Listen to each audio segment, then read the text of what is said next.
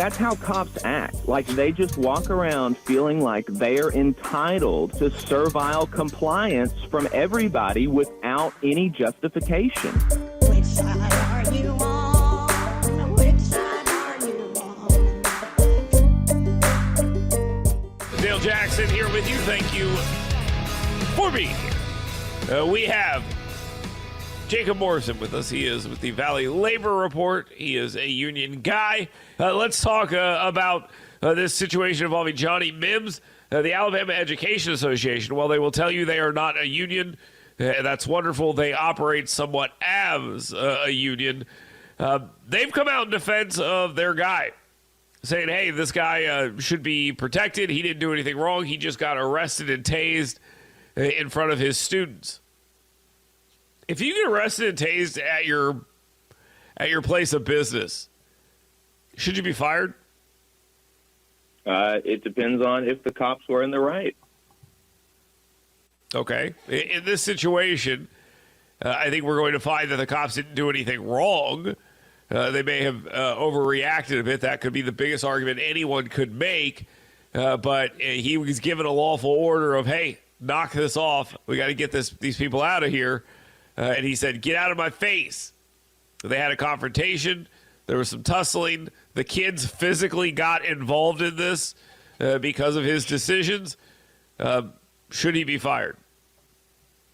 No, I don't think so. I think the cops were way out of line. And I think that this, and just as an exposition, I think obviously both of us would agree that, look, if he had acted differently, things would have probably gone differently.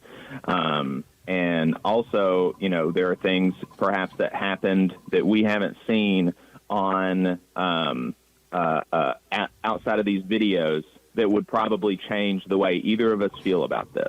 Mm-hmm. But I think that, just in isolation, what we've been able to see, I think it's kind of a pretty good Rorschach test for, like, are you somebody that kind of, are you a red-blooded American who cares about freedom, or are you like an authoritarian? Yes. And I think that, honestly, that's how I feel, because when I see that, I see a free citizen reacting negatively to some jerk with a gun barking orders for no good reason.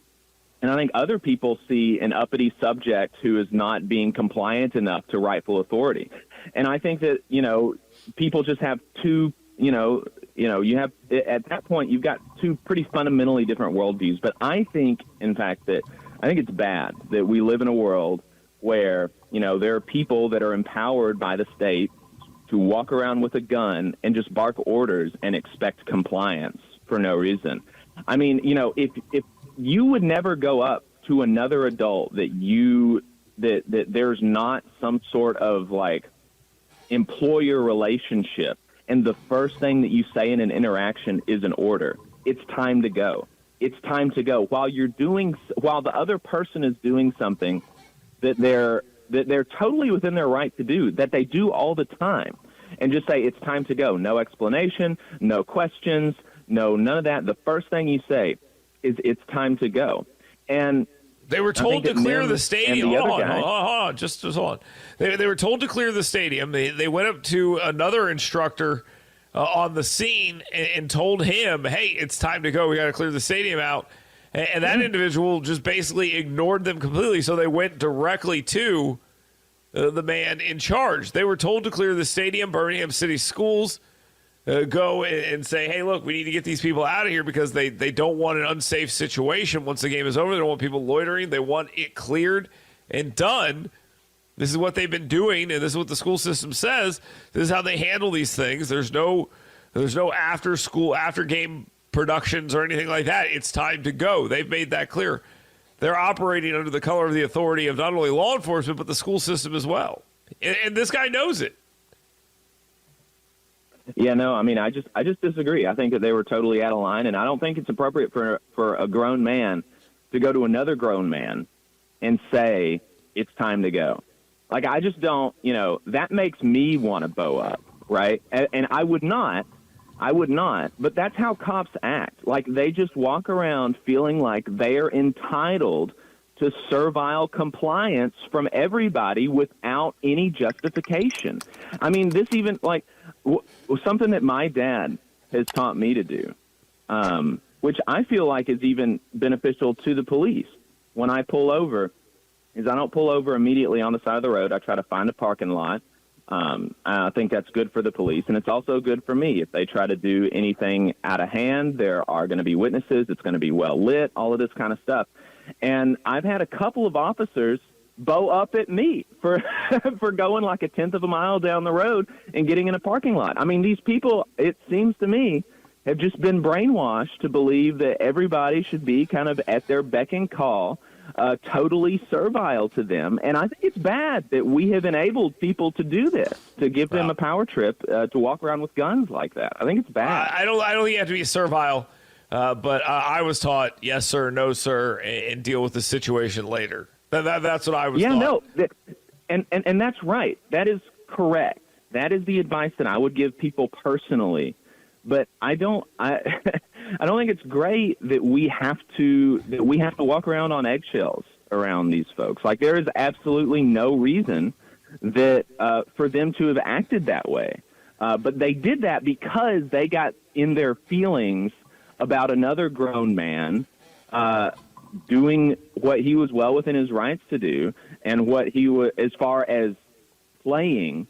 As far as continuing to conduct his band, there's no right to play music. Within his right to do that. There's no right to play music after a football game when told to stop and leave the stadium. He wasn't exercising his rights or anything like that. What he was doing was being a prick. And yes, when he would act like a prick to them, the prickishness went off the scale on both ends. I said this from the very beginning of this conversation when this started at the beginning of this week. This probably could have been handled a lot better on all sides. But at the end of the day, it's a very stupid thing for a teacher in front of a bunch of kids to get into a public spat. He should have complied, and this should have been a conversation about whether or not it was appropriate the way the police were talking to him. As soon as he started getting snippy and then resisted, he became completely in the wrong and put his livelihood and his freedom on the line. This nonsense about kids passing out and fainting and all this other crap, that's garbage. I think we all know it. And I think we're going to see this guy get fired because of the attitude that they didn't treat him with enough respect. Well, that is a stupid attitude. It is an attitude that gets people killed. It's an attitude that gets people hurt. And it's an attitude that we continue to see over and over and over again as an excuse. And it doesn't play well for the people who find themselves in a situation where they're having to deal with law enforcement, because law enforcement, they have a color of authority for a reason. They are the police. They are the ones that are tasked with enforcing the law and the rules and all these other things. And when people have those rules enforced on them, they don't like it. And when people bow up, they can't just say, well, this guy's mad about this because I didn't talk nice to him. I guess we'll just let him go. You never hear the story go that way. I've never heard a story where, the cops came at me and I got mad at the way they were talking to me. And the cop said, you know what? I am wrong. I'm going to let this guy go. Here, have my gun as a parting gift. You never hear any of that kind of stuff. Yeah, I know. I think that's bad, actually. Oh. I think it's bad. You think we should have a bunch of stories about how people talk themselves out of conflict with cops? I think it's bad that that we are trained to, in every situation where we can both say, and I can admit that, Mims could have done things differently and things would have acted differently. But I think it's bad that we're taught to put all of the blame on people who are not trained to operate in situations like this. Like, theoretically, officers should have training.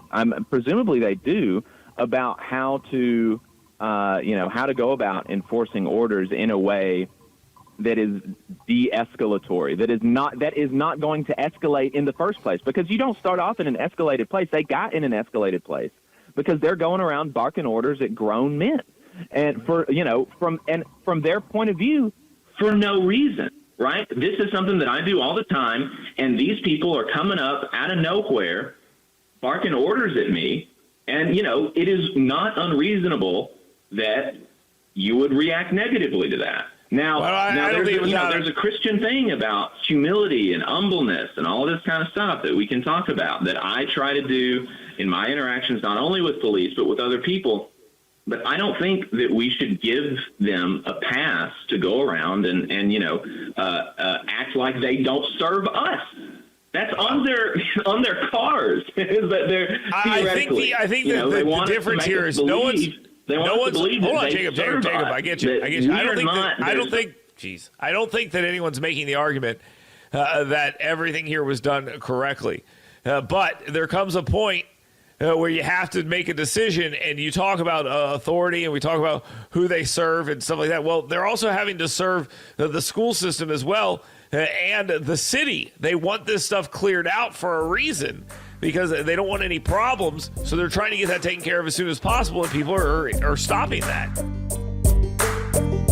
You just saw a clip from the Valley Labor Report. We are live every Saturday morning from 9:30 a.m. till 12:30 p.m. And we pride ourselves on keeping all of our content free to everybody so that we can talk to as many working folks as possible. If you support the work that we're doing, you think that it's important, you think that it's good, then consider making a monthly contribution to the project, and you can do that on our website, tvlr.fm.